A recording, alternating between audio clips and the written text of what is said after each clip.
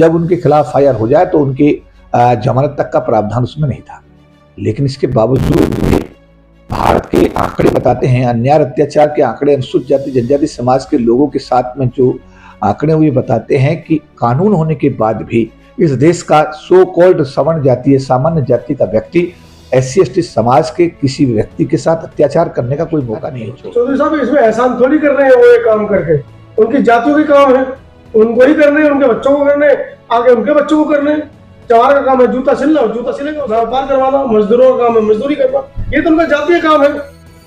इससे क्या दिक्कत है, इससे क्या परहेज है? डॉक्टर भीमराव अंबेडकर ने भारत के संविधान बनाते समय इन सब चीजों का भारत के अंदर संविधान के प्रावधानों में जातिगत व्यवस्था के लिए कोई स्थान नहीं है, बल्कि जातिगत व्यवस्था में जातिगत भेदभाव करने वाले लोगों को जेल भेजने का प्रावधान है। और उसी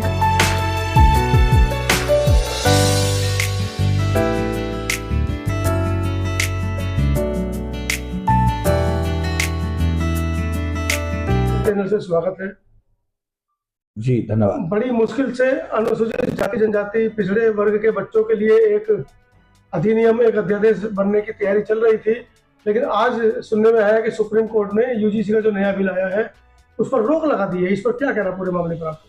देखिए, हम तो भारत सरकार से बहुत लंबे समय से मांग करते हैं कि जिस तरीके से यूनियन पब्लिक सर्विस कमीशन का सरकार ने गठन किया और 22.5% के हिसाब से हमारे समाज के अनुसूचित जाति जनजाति समाज के लोग IAS IPS बनकर के राष्ट्र की मूलधारा में हैं, जिला कलेक्टर्स हैं, तो हम तो उसी तर्ज पर भारत सरकार से बड़े लंबे समय से मांग कर रहे हैं कि ये जो जुडिशरी है इसमें भी एक यूनियन जुडिशियल कमीशन गठित हो। SC/ST समाज के लोग उसमें 22.5% के आरक्षण के हिसाब से इन अदालतों में जाकर बैठें, और वो भी जब अदालतों में बैठेंगे तो निश्चित रूप से जो अभी आपने सवाल किया कि आज सुप्रीम कोर्ट के बारे में, तो मेरा जो अनुभव है कि 2 अप्रैल 2018 को जब भारत बंद हुआ था तो एक जज साहब थे, उन्होंने SC/ST एट्रोसिटी एक्ट की जो मूल आत्मा थी उसको खत्म कर दिया था। उसके लिए फिर भारत की सरकार को संविधान में संशोधन करने पड़े थे। तो जहां तक उच्चतम न्यायालय की बात है, उच्चतम न्यायालय ने वर्ष 1997 में शेड्यूल टाइप के आरक्षण को खत्म करने के लिए कि नहीं 5 आदेश जारी किए थे, जिनको वापस कराने के लिए पूरे देश में हमने आंदोलन किया था। 97, 98, 99, 2000 में हमने लाखों लोग रैलियां की थी। 3 दिन संसद बंद हुआ था। संविधान में सरकार को 3 संशोधन 81, 82, 85 करने पड़े, तब जाकर के अनुसूचित जाति जनजाति समाज के आरक्षण को हमारे समाज के लोग संघर्ष के बाद बचाने में कामयाब हुए। तो जहां तक सुप्रीम कोर्ट की बात है, सुप्रीम कोर्ट के विषय में तो जो हमारे अनुसूचित जाति जनजाति समाज का अनुभव है वो कोई बहुत अच्छा अनुभव नहीं है। और जो आज आपने कहा कि सुप्रीम कोर्ट ने यूनिवर्सिटी ग्रांट कमीशन के अध्यादेश पर जो SC/ST समाज और OBC समाज के लोगों को, गरीब तबके के लोगों को, महिलाओं को एक सुरक्षा का कवच दे रहा था, उनके आत्मसम्मान की रक्षा कर रहा था, उनके साथ भेदभाव जो उस पर रोक लगा रहा था, सुप्रीम कोर्ट ने उस पर रोक लगा दी है। तो निश्चित रूप से ऐसी आशा की जाती थी कि सुप्रीम कोर्ट ऐसा कोई आदेश देगा, लेकिन हमें उम्मीद है कि आने वाले दिनों में जब इसमें सुनवाई होगी, पक्ष और विपक्ष जब सुने जाएंगे, तो ये यूनिवर्सिटी ग्रांट कमीशन का जो निर्णय है ये राष्ट्र निर्माण में एक मील का पत्थर साबित होगा, और ये निर्णय भारत में लागू करके भारत सरकार देश के गरीब तबके, अनुसूचित जाति जनजाति और OBC समाज के लोगों के साथ न्याय करेगी। तो सब देश का स्वर्ण समाज खासा नाराज नजर आ रहा है, वो लगातार सड़कों पर है, आंदोलन कर रहा है और इस बिल का विरोध कर रहा है। क्या समझ में आया है? जैसे कि वो कह रहे हैं कि हमारे बच्चों के साथ में भेदभाव होगा, उनके खिलाफ झूठी शिकायतें दर्ज की जाएंगी, उनका डर निकल कर आ रहा है। कैसे देख रहे हैं उनके इस डर को? SC/ST एट्रोसिटी एक्ट, अनुसूचित जाति जनजाति अत्याचार निवारण अधिनियम भारत सरकार ने संसद में पास करके इसलिए बनाया था कि SC/ST के लोगों के साथ अन्याय अत्याचार बिल्कुल ना हो, और अत्याचार अन्याय करने वाले लोगों के लिए इवन जब उनके खिलाफ एफआईआर हो जाए तो उनके जमानत तक का प्रावधान उसमें नहीं था।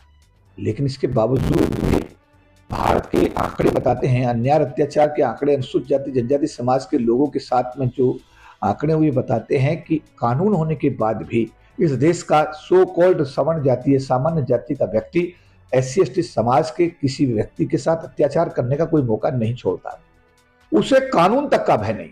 तो मुझे ऐसा लगता है कि आए दिन लड़कियों के साथ उनके साथ उनकी हत्याएं, उनके साथ रेप होकर उनको उन्हीं की चुन्नी से गला घोट करके मार देना, उन्हीं चुन्नी से पेड़ पर टांग देना, पुलिस अधिकारियों के द्वारा उसको सुसाइड का केस के रूप में फाइल को बंद कर देना, तब है जब भारत की सरकार ने संविधान में यह प्रावधान किया कि SC/ST समाज के साथ अत्याचार करने वाले, जातिगत भेदभाव करने वाले लोगों के खिलाफ कानून एक बनाया गया, लेकिन उस कानून के होते हुए भी अत्याचार, अन्याय हर रोज घटते नहीं बल्कि बढ़ते जा रहे हैं। बड़ी आश्चर्य की बात है कि जो रोहित बोमला, जिसको आत्महत्या के लिए मजबूर किया गया, पिछले दिनों अभी एक आईपीएस अधिकारी को आत्महत्या के लिए मजबूर किया गया। आए दिन अनुसूचित जाति जनजाति समाज के जो लोग हैं उनके साथ कितना अन्याय अत्याचार होता है। कुछ सहन कर पाते हैं, कुछ सहन नहीं कर पाते हैं और वो कई बार अपनी जीवन लीला भी समाप्त कर लेते हैं। लेकिन आज मजे की बात है, जिस समाज के साथ में अत्याचार अन्याय होने के आधार पर भारत सरकार के यूनिवर्सिटी ग्रांट कमीशन ने एक ये कदम उठाया, उस यूनिवर्सिटी ग्रांट कमीशन के इस अध्यादेश के बाद में जस भारत के सामान्य जाति के लोग एप्रीहेंशन के आधार पर, एप्रीहेंशन मीन्स कि भाई अगर ऐसा हुआ तो ऐसा होगा, आशंका के आधार पर आज वो सड़कों पे उतरे। क्या उन्होंने कभी सोचा कि किसी दलित समाज की बेटी, उसके साथ सामूहिक रेप जब हुआ और उस बेटी को जब मार दिया गया हाथरस के अंदर, पुलिस अधिकारियों ने जबरन माँ बाप की बिना मर्जी के उसको मिट्टी का तेल डाल के जला दिया गया, वो भी भारत की बेटी थी, वो भी एक समाज की बेटी थी। सरकार की नौकरी में जो लोग SC ST के आए दिन जो अत्याचार अन्याय उनके साथ होता है, उनकी CR खराब की जाती है, उनको पोस्टिंग खराब दी जाती है, उनको हे दृष्टि से देखा जाता है। गांव के अंदर जो अत्याचार अन्याय चरम सीमा पे तब है जब भारत की सरकार ने SC ST prevention atrocity act 1989 फिर उसको दोबारा कर से मजबूत किया 2015, फिर तीसरी बार सुप्रीम कोर्ट ने जब उसको डाइल्यूट किया, मित्तल साहब जो जज थे, फिर उसको इम्प्रूव किया गया 2018। उसके बावजूद भी अत्याचार अन्याय जो है SC ST समाज के साथ में चरम सीमा पर है। ये सामान्य जाति के जो भाई बहन जो आज यहाँ पर सड़कों पर बवाल कर रहे हैं, उनका आधार क्या? एप्रीहेंशन, आशंका, अगर ये आया तो ऐसा होगा।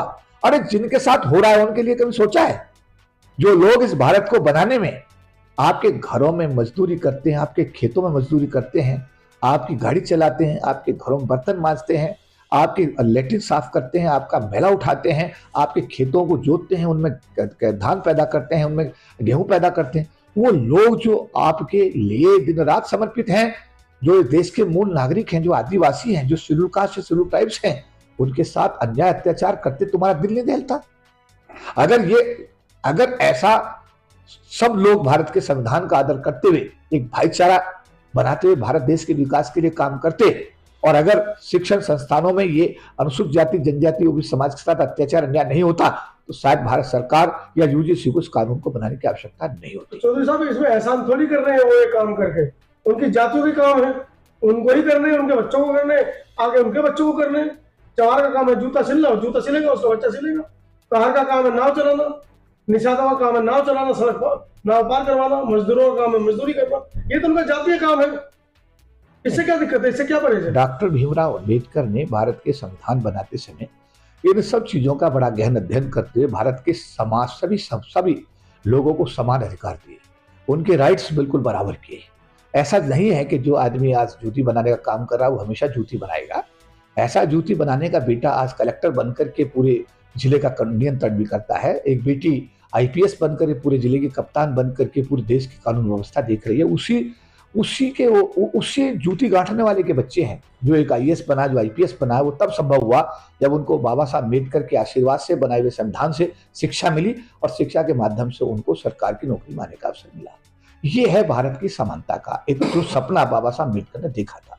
जो लोग इसका विरोध करते हैं, मुझे लगता है वो भारत के संविधान का विरोध करते हैं और भारत का भी विरोध करते हैं, क्योंकि भारत का संविधान का विरोध करना, मैं मानता हूं कि भारत का विरोध करना है। तो ऐसे लोग जो भारत में रहते हैं, भारत की रोटी खाते हैं, भारत के संविधान का विरोध करते हैं, भारत का विरोध करते हैं, मुझे ऐसा लगता है कि वो अपनी सोच उनको बदलनी चाहिए। अगर वो भारत के नागरिक हैं तो भारत के संविधान के प्रति उनका समर्पण होना चाहिए और भारत में एक भाईचारा बना करके उनको भारत के विकास के लिए कार्य करना चाहिए। छोटी सी तो मांग है बेचारों की, समाज की। वो कह रहे हैं हमारे बच्चों के हित जो है सुरक्षित हो जाएंगे, हमारे बच्चों पर FIR उल्टी सीधी दर्ज होंगी, लड़की छेड़ देगा, कोई नहीं छेड़ेगा तो केस हो जाएगा, इस तरह की दुनिया भर की दलीलें वो लोग दे रहे हैं। क्या दिक्कत है आपको मांगने में? भारत एक, मैं कहूंगा कि भारत हमारा एक धर्मनिरपेक्ष राष्ट्र है। भारत में सभी धर्म के लोगों को, जाति धर्म के लोगों को बराबर अधिकार मिले हैं। अगर किसी आदमी को कोई दर्द और परेशानी है तो उसको अभिव्यक्ति की आज़ादी है, और उसी अभिव्यक्ति की आज़ादी का प्रयोग करते हुए कुछ लोग यूनिवर्सिटी ग्रांट कमीशन के निर्णय के खिलाफ आज प्रदर्शन कर रहे हैं। हम लोगों ने भी 2 अप्रैल 2018 को जब सुप्रीम कोर्ट के जज मित्तल साहब ने हमारे SC/ST एट्रोसिटी एक्ट को डाइल्यूट किया था, उसके प्रावधानों को खत्म किया था, उसके विरोध में हमने भी, हमारे समाज ने भी पूरे देश में आंदोलन किया था। तो ये एक डेमोक्रेटिक कंट्री है, इसके अंदर अगर किसी को किसी सरकार के किसी निर्णय से या यूनिवर्सिटी ग्रांट कमीशन के निर्णय से अगर कहीं कोई पीड़ा परेशानी है तो अभिव्यक्ति की आज़ादी का प्रयोग करते वो लोग अपना प्रदर्शन कर रहे हैं और उनको प्रदर्शन करने का अधिकार है। उसमें किसी को, हम उसमें कोई टिप्पणी नहीं करना चाहेंगे, लेकिन हम उनसे ये कहेंगे कि आप क्यों डर रहे? जब आप गलत काम करेंगे नहीं तो डर क्यों रहे? जब आप अत्याचार करेंगे नहीं तो डर क्यों रहे? अन्याय करेंगे नहीं तो डर क्यों रहे? इसका मतलब यह है कि आप ये मानकर चल रहे हैं कि आप अत्याचार करते हैं, आप अन्याय करते हैं और आप करेंगे तो आप पर एक्ट लगेगा तो आपके बच्चे जेल जाएंगे। तो आप अपने बच्चों को सिखाइए, समझाइए कि भारत के अंदर संविधान के प्रावधानों में जातिगत व्यवस्था के लिए कोई स्थान नहीं है, बल्कि जातिगत व्यवस्था में जातिगत भेदभाव करने वाले लोगों को जेल भेजने का प्रावधान है। और उसी कड़ी में यूनिवर्सिटी ग्रांट कमीशन ने अपनी भूमिका को निभाते हुए एक अध्यादेश जारी किया है, जिसका मैं भारत का एक सामान्य नागरिक होने के नाते, भारत का एक जिम्मेदार नागरिक होने के नाते, अनुसूचित जाति समाज का एक प्रतिनिधि होने के नाते इसका स्वागत करता हूं और ये कदम भारत के हित में आने वाले दिनों में एक मील का पत्थर साबित हो। तो सब समाज सोया पड़ा है आपका, कुछ नहीं कर पाओगे आप लोग। वो लोग सड़कों पर है, लेकिन आपके समाज का बुद्धिजीवी वर्ग कहीं बयान भी नहीं दे रहा इसके पक्ष में। नहीं, ऐसा है। देखिए, सवाल ये है कि अब ये जिम्मेदारी, देखिए, जो SC/ST एट्रोसिटी एक्ट जब हमारा डाइल्यूट हुआ तो उस समय हमारे लोगों ने पूरे देश के अंदर भारत बंद करके आंदोलन किया।